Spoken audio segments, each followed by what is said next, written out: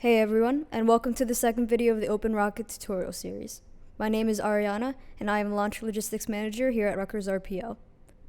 In this video, we will again be going through the process of designing an L1 rocket. In the last video, I introduced some of the basic parts of a rocket and how they work. This video will also go through more basics, but will focus on navigating through the OpenRocket software itself, and also on the importance of rocket stability while designing. Let's go through some of the basic features of OpenRocket. So as you can see, I have my zoom and my zoom out over here. And as I click and drag, I can pan around the rocket.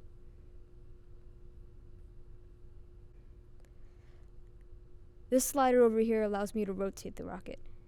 If you look to the aft end of the rocket, you can see the fins starting to spin. This indicates rotation, even if it's hard to see right now. I can change the perspective of how I look at the rocket when I go to view type.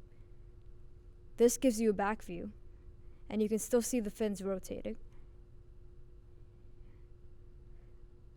This is a 3D model of the rocket.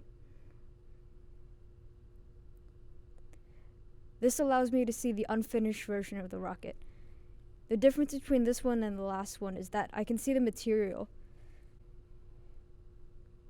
Here, I can see the fiberglass nose cone that I made, but I could also see the difference between that material and the plywood material that I used for the centering rings.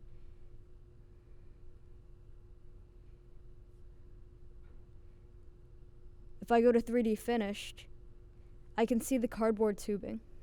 The next important aspect is flight configuration. Right now, there are no motors in my rocket. However, if I go to the drop-down menu and I click it, I can select a motor that I want my rocket to be loaded with. This gray rectangle here indicates that there's now a motor in my rocket. If I go back to having no motors, notice how the stability of my rocket changes. There are two important points that you should be familiar with in OpenRocket. The first is the center of gravity. It's indicated by this checkered blue dot.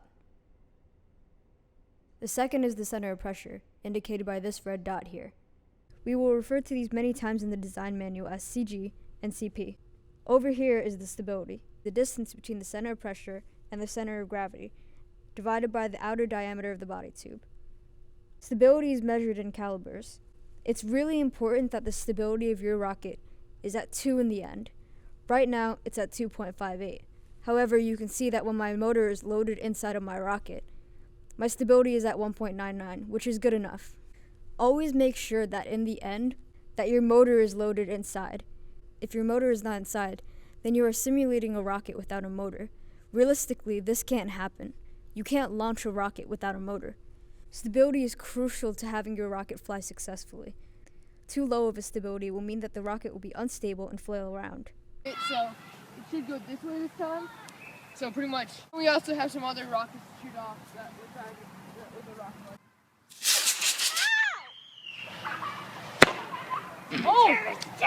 Too high of a stability will mean that the rocket can get caught in the wind much easier, or even cause the rocket to tilt sideways. 3, 2, 1. Uh-oh. Okay, it's coming down and we got the vent at the top.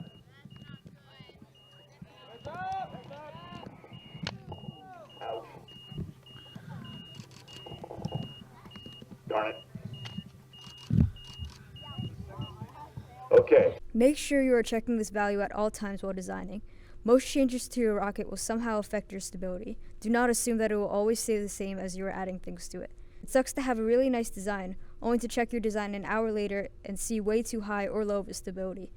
Also keep in mind that as you are designing, it is okay to be in the range of 1.5 cal to 2.5 cal, as long as it's 2.0 cal in the end, or around that number. Keep in mind that as you are watching this series, I will be making a lot of suggestions, like for example, how your stability should be 2 cal.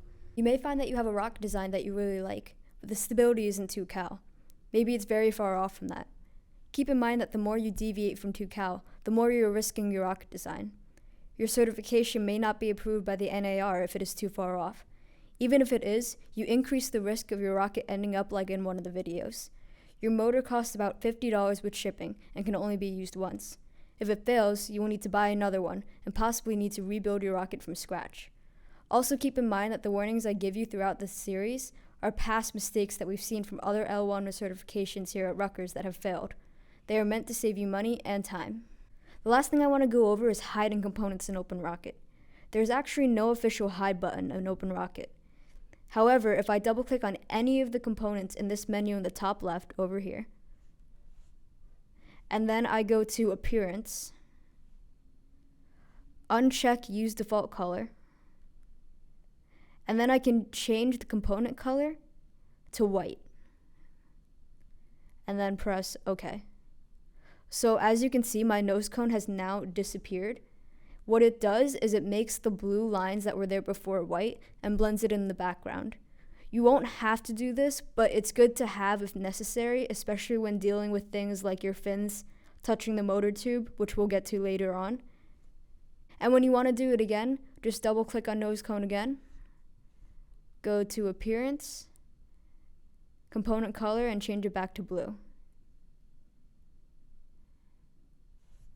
And then it comes back.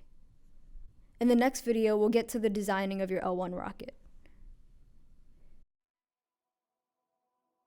Subscribe to our channel to keep up with all our latest content and launches. For more of Rutgers RPL, check out our social media links, as well as our website at www.rutgersrpl.com. Join us today. 3, 2, 1. Oh! I think you need to get your money back on that one. Darn it. Okay.